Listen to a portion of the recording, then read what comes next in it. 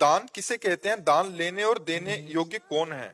ये किस रूप में तन मन देखो, सही माने में दान है आवश्यकता की पूर्ति करना।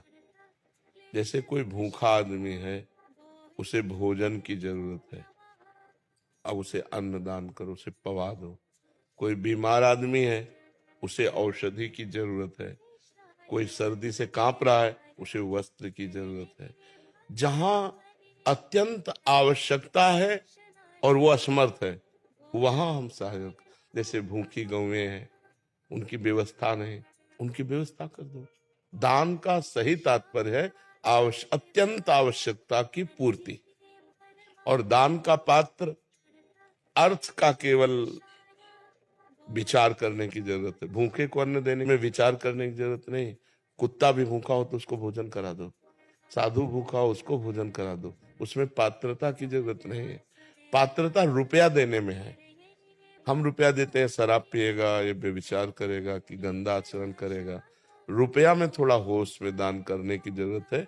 अन्न, वस्त्र, औषधि, जल, इनको तो जहां यथा योग्य अवसर मिले पवा दो, उसमें दे। क्योंकि लेकिन रुपया में वो कुमार्गगामी प्रवृत्तियों में रुपया खर्चा होगा तो आपको भी नरक जाना पड़ेगा। इसलिए उसमें फिर पात्र देखते हैं कि हमारे रुपए का यहाँ सदुपयोग होगा कि दुरुपयोग। अगर लग रहा है सांगोपांग सदुपयोग होगा तो फिर कर देना चाहिए। जैसे कानपुर की एक बूढ़ी माई धनाढ्य थी, तो नारदानंद सरस्वती जी के पास नैमिषारण्य में गई और 1 रुपया निकाला और सामने रखा और कहा, प्रभु मैं गरीब आदमी हूँ, सोचती हूँ कि 1 रुपया संत सेवा में लग जाए तो क्या संत सेवा में लग सकता है? उनका हाँ माई।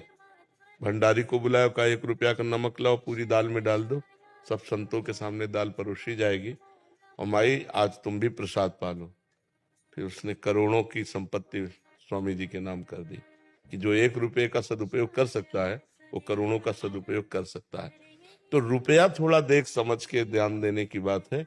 अन्य वस्तुएं अवसर पर, आवश्यकता पर हमें दे देनी चाहिए, उसमें विचार करने की जरूरत नहीं।